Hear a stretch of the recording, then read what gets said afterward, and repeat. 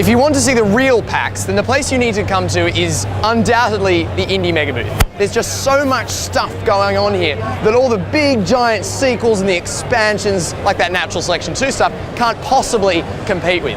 So Dylan and I are going to walk around the Indie Mega Booth and try and find as many awesome games as we can possibly fit into a YouTube video. I'm standing with Phil from Tengami. Phil, what is Tengami? So Tengami is an atmospheric adventure game that takes place completely inside a Japanese-styled pop-up book. And it's very much like a point-and-click kind of adventure. And it's a very slow-paced, kind of relaxing game. And everything in the game is designed to help you kind of relax and just enjoy the experience. Ridley Scott once said, when asked what inspired him to do Alien, well, I stole from everyone. And so I hesitate to ask you the inevitable question. I will ask it. What inspired you to make Tengami? I guess there's two main inspirations. So there's the kind of the pop-up aspect to the game, and then there's the Japanese styling to the game. And the pop-up came from, I guess, from childhood memories of when we kind of used to play with pop-up books. So I think most children at some point have played with a pop-up book, and that kind of mysterious fascination that you have with, you know, how something can be, you know, flat and then fully three-dimensional. And you used to spend ages just folding and unfolding and kind of trying to figure out how this is actually possible. And we wanted to see if we could kind of recreate that in a game and recreate that kind of feeling in adults, basically, you know, that nostalgic feeling. And I guess the Japanese styling is something that, you know, we all have some connection. There's three of us making the game, and we all have some connection with Japan. So Jennifer lived in Japan for 5 years. I've been many times, and our artist is Japanese. And so we kind of put the two together thinking, you know, pop-up books are made from paper or card. Japan has a great kind of history of, you know, handmade papers. How can we kind of combine those two things together to create a really unique experience? I think you might be onto something, Phil, because as I walk past, and I've been walking past quite a few games in the Indie Mega Booth, Tengami absolutely caught my eye with this art style. It's very distinctive. It looks very beautiful. I'm curious, without giving too much away, obviously, for people that might want to play it in future, what if it is an adventure, what is the adventure, maybe loosely? I guess the adventure is... So there's not an explicit story to the game. It's not something that we want to tell a story to people. It's kind of, we want to let people experience the story that they feel themselves.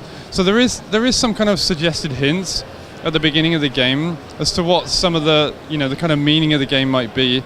But you know, you can just play the game and enjoy it for what it is, or you can kind of think about it a bit more. I'm the kind of person who likes to kind of have things suggested to me, and then I can go away and kind of think about things, and that's what we're trying to do with the game, really. Fantastic. And to close off, when, where, how? Well, the when is always the big question. I mean, we've kept moving the date back and back because we want to make the game exactly what we want it to be. But we've kind of said now the game will definitely be out on iOS by the end of this year. And then first quarter of next year will be on the Wii U and the PC and Mac after that. Hi folks, it's Dylan Wasabi One here at the PAX Indie Mega Booth, and I'm here with Matt from Neverending Nightmare. Hello, Matt.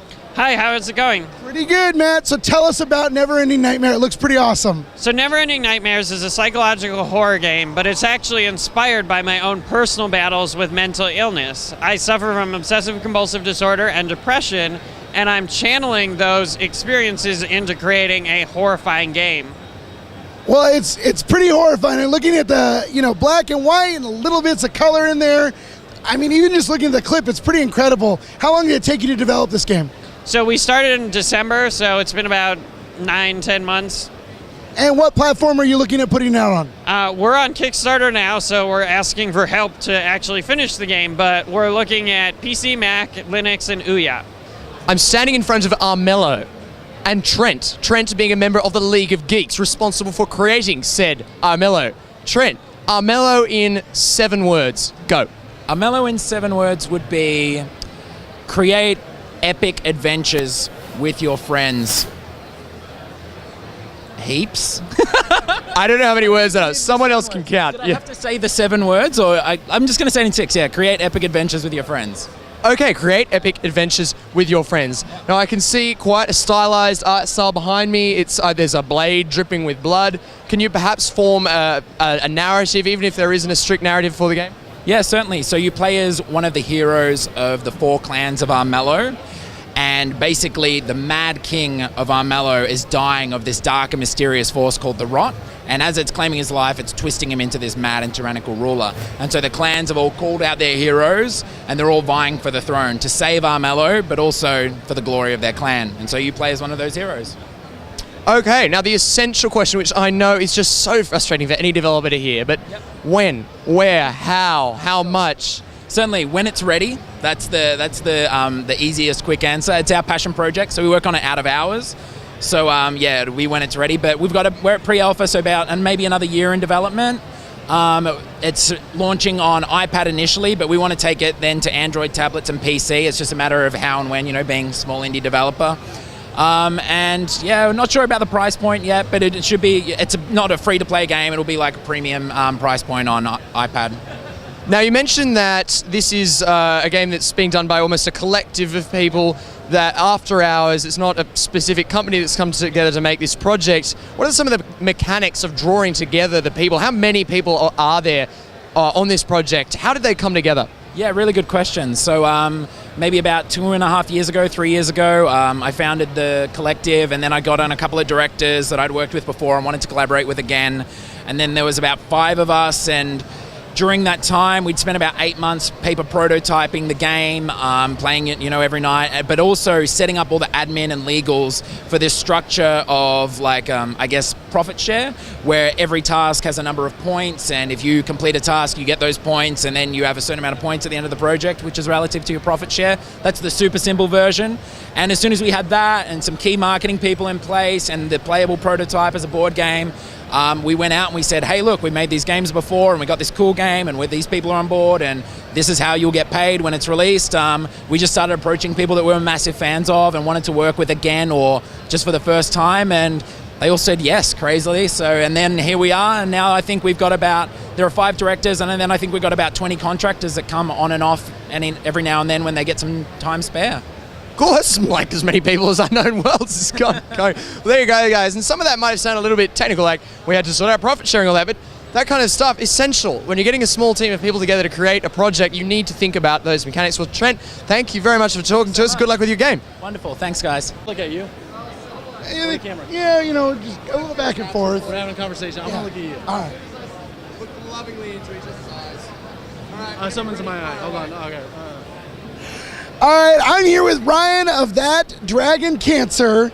I gotta tell you, I know a little bit about cancer. I've never heard of dragon cancer. So Ryan, tell me about this awesome game. All right. Well, this game is about my son. I have 4 sons with my wife, Amy, and our 3rd son has terminal cancer. And so we've been fighting this dragon for the last 3 years. And this is kind of an autobiographical game about our journey as a family, through the ups and the downs, the laughter and the tears and the faith and the hope that we have. So it's about us. Well, so has your family, obviously it's about family, but how much has your family been involved in the process of putting the game together? Yeah, well, we actually do have a development team, but my wife is very involved in the writing. And I wrote the first scene, and my wife has drafts of the next couple scenes. And so our kids are going to do voiceover. My son Isaac did voiceover in our teaser trailer, and it's going to be something that expresses all of our views, and it's even something where we've asked our doctors and nurses if they are able to participate, because we'd really love to get their perspective as well. So I also see something that's really neat about this game beyond just the story behind it. You've got an Ouya behind us, and you've got it running on that. How has it been developing for this new technology? Well, it's awesome. We use Unity as a platform, so that gives us a lot of flexibility, and I really love the Ouya, this sweet little system, it's a lot of fun. I enjoy playing it, but I also feel like it's something that allows us as the indies to bring our game to the living room, and this is something that's a really intensely personal game, but I hope that it's a shared experience, and even though we're talking about really hard things, my hope is that rather than closing up, people talk to each other about those things. Well, it's absolutely an incredible story and a great message. How does one, get access to this game? Where are you in the development? What are you looking at for distribution? Well, it's been really amazing to have so much early interest and to get picked up for publishing and all of those different things. So we're going to be working really hard over the next year to bring it to the Ouya. And then after that, we'll see. Well, that's fantastic. Thank you for taking the time with us, and you should check this game out. That's That Dragon Cancer. Next up is Craig with Telepath Tactics. Craig, I can see something that looks... Ooh, there's actually creation of the game going on right next to us. Craig, what's going on here? That is actually an illustration of mod support. You can create your own characters, your own tile sets, your own campaigns. Right now you can actually see the dialogue editor in kind of sped up form, creating a branching dialogue tree with custom variables that the player can influence. This is the map editor. There's actually a lot of custom tools for creating your own content that come with this game. Now that strikes very close to home for Unknown Worlds, so we'll come back to that in a moment. But before we do, what is Telepath Tactics? Obviously, because it's, many of the games around here don't have defined narratives, but could you give an overall idea of what's going on in Telepath Tactics, what the gameplay style is? Yes. Telepath Tactics is what we call strategy RPG. So it's like Fire Emblem or Disgaea or Final Fantasy Tactics, very much in that vein. You're proceeding through a narrative with a bunch of unique characters. They level up, they grow stronger, they gain new skills, and gradually the challenge of the battles increases as the story progresses. That's the basic gist. Okay, now coming back to the modding for natural selection too, giving the game code away open source, making all tools available has been such an important part of our game and developing community. What do you see as the benefits of giving away tools for Telepath Tactics and allowing people to create their own content? There's a lot of benefits. I mean, one is I'm lazy, and I'm going to keep creating stuff for the game, but there's a limit to what I can do if I still want to go on and make other games. And I don't know, in past games, the community has been like, Craig, can we mod this? And I've been like, well, no. And I want to keep the community happy, so giving them the tools to actually make their own stuff will make it a better game, and it will keep the community happy. And it also means that people who buy the game will have a lot of extra content for free, basically, because people will want to make stuff. That's the gist. Modding is a win, win, win, win, win. Now, Greg, I know you don't want to hear this question because it's such a tough question, but how, when, where, what platforms, how much? It's going to be PC, Mac, and Linux to start. There is a possibility of a console port after that. There's a possibility of a mobile port. We'll just have to see how that goes. It's going to be releasing sometime in 2014. I don't really want to get more specific than that because we're just not close enough for me to really pinpoint it. And we'll probably be pricing it at around $10. I'm here with Lane at Tinker House Games, and we're going to talk about Dwarven Delve. Yeah. Tell us, what is this awesome game? So Dwarven Delve is what we've been working on for about the last 6 months. We're calling it an action puzzle crawl, and we're calling that because it's a light action RPG in that you run a party around, attack monsters, get loot, level up, all that sort of stuff. And puzzle crawl, because you're crawling through the dungeon, there's lots of puzzle elements. You can see some of them up on here, and I won't go into too much depth, but sigil hexes that you have to connect to each other, hexes that link up to each other. So essentially, as you're fighting your way through the dungeon, it's kind of a top-down, we're kind of making it akin to a Zelda puzzle, where you got to figure out how to get through the dungeon as well, and also fight your way through and use your party's abilities and that sort of thing. And is it a multiplayer game? It is not a multiplayer game. It's just a single-player game right now. Post-release, we definitely have ideas about how to take a multiplayer, but we'll be doing our initial release just as a single-player campaign. So essentially, as a single player, I'm controlling multiple people throughout the map? No, kind of. As a single player, you're going to control the Dwarven party, which you can see right here, actually, on the map. Now, as you tap around, they're going to move around kind of like an RTS unit would. So they're moving around as one consistent unit. One of the core mechanics that we have that we're excited about is you can see the lit-up portions of the dungeon and the darker portions of the dungeon. Whatever's connected to the dwarves is the active dungeon. Whatever is disconnected from the dwarves is the inactive dungeon. I can rotate these hexes as I play to make different layouts through the dungeon and make different active and inactive dungeons as I go. And a lot of the monster mechanics and how they behave and a lot of the terrain mechanics and how they behave are keyed off of whether or not they're in that active or inactive dungeon with you. And that's actually how we key off a lot of our puzzle mechanics as well. That's pretty awesome, and it looks like it's very unique as well as kind of different every time you play it. Yeah, I would say that's pretty true. The levels are hand-authored with possibly with procedural offshoots to them, but the core line through the level is always going to be hand-authored. But the way that you play through can diverge pretty wildly depending on which dwarves you take with you and the party composition, which is also something you control, and then just how you choose to attack it, honestly. So, when are you looking to release? Are you released? What platforms? We are unreleased. We're trying for the end of this year, but realistically it's probably in the beginning of next year as those things go. Our initial releases are going to be iPad and Android tablet only, I'm afraid. But we're also going to be going to OS X and PC right afterwards. We're trying to get on Steam. We don't know if that's going to happen yet. We got Greenlight running right now. And then after that, we're going to be going to Surface tablets. Well, it sounds fantastic. Lane, thank you so much for showing us your game. You are welcome. Glad you could be here. All right. Chromancer. It's not a word I'm entirely familiar with. I don't know quite what to think when I hear the word Chromancer, but George here is going to tell us. Well, Chromancer is a new online card game that's coming in December of this year, and we're on Kickstarter right now, and we're showing it in the Indie Mega Booth of PAX Prime so that people can see our really incredible new game mechanics and hopefully see our great art too, and realize that with a successful Kickstarter, we'll put all that great art in our game. Now, mate, you were saying just before I turned on this here camera that you are in alpha, and you just promised a what date release? Well, actually a December release, but that's a very good question. Why is that possible? Well, we've actually spent about 7 years designing this game. Everything is together in terms of the mechanics and the gameplay and so forth. The only thing that's not together is sticking the art and the UI together, which will take us a few months. So it's basically the opposite development cycle to Natural Selection 2. Alpha 5 years out? I don't know. That's very cool. So, what platforms? When? Well, we've answered when. How much? Well, we're a browser-based game, actually, so there's no download. You can play cross-platform. Anything that has the internet will play it, whether it's a phone or a tablet or a PC.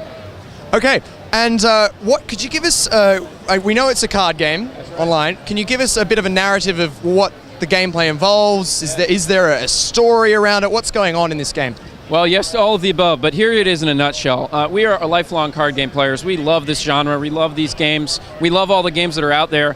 But we tried to get away from sort of the Magic paradigm. We feel most games are pretty similar to Magic, and we're doing something totally unique and different. In a very brief nutshell, the way our game works is you're actually attacking your opponent's ability to play the game by disabling, for example, his draw deck so he can't draw cards anymore, disabling his bank so he can't save resources, and disabling his discard pile so that cards leave play automatically as he uses them.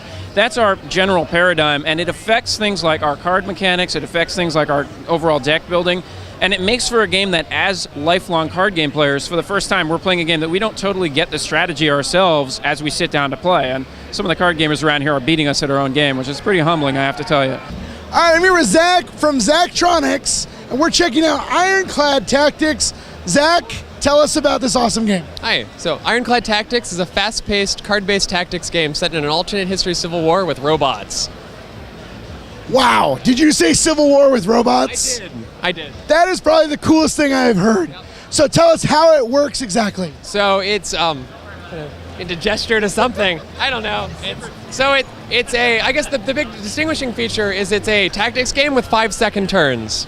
So, as you can imagine, that's some pretty quick tactical decisions you have to make. We streamlined the entire game to function with 5-second turns. So, like, you've got ranges of units that you can really quickly visually see who's in threat of being attacked, who needs to be moved. All the movement and attacking happens automatically. It's sort of like if you took a tactics game, but gave it the momentum of like Plants vs. Zombies. I made it something that it's fun, it's fast, it's not boring. You mentioned that it's got cards. I can see the cards on the screen. Are the cards something that are unique to each player, or is it just a random grouping that's given to you each round? So it's a story-driven campaign. So there's like an 80-page graphic novel that drives this really strong character-driven story campaign. And as you play missions, you unlock cards, and from that you build decks. So, and you actually have to build decks. Some games you can get away with just building one deck and playing through with it. Not this game. Every level has completely different challenges. Well, it sounds incredible. How do we get this game? When is it available? What's the development status? Tell us all the details. So the game is actually, you can pre-order it right now on Steam or our website. It's going to launch the 18th of next month. The Indie Mega Booth is the haven of sometimes the weird and wonderful. This is definitely one of the more unique games I have seen in the Indie Mega Booth so far. I am standing here with Ryan. Ryan, what is this game called? What is going on? Why is this man in this red shirt dancing? It's called Crypt of the Necrodancer. It's a roguelike rhythm game, or like a dungeon crawling rhythm game. And you can play it with a DDR pad, as you can see, but also works with a keyboard or a gamepad, things like that too. But you basically have to move around the dungeon on the beat. If you miss the beat, you just don't move, but the enemies will still move and they'll come at you. So a rhythm dungeon game. Okay, now it's kind of like a workout while playing a game. That's a good move. You mentioned roguelike. Now roguelike is we got someone in the way. Okay. You mentioned roguelike. For those that don't know what roguelike means, what does it mean? Well, it usually means that The levels are procedurally generated, so they're different every time. You never know quite what you're going to get, so you can't memorize a specific, pattern or anything like that to beat the levels. So there's that, but also when you die, you lose everything. So you don't usually keep any of your stuff from run to run, although in our game we do have a bit of a meta game where when you die you get to keep diamonds, and diamonds you can spend in the lobby to buy things from NPCs that you do get to keep permanently. But we also have a hardcore mode that's like for hardcore roguelike fans where you never keep anything and all you ever start with is a dagger. So. Okay, now, the questions that any indie developer dreads: when, what platforms, how much, where can I get more information? More information is at necrodancer.com. So it's PC and Mac for Steam. We're targeting early access release on Steam in November, and then the full release early next year. Fantastic. I wish you the best of luck. This looks like a very interesting game, and I can't wait to see more of it.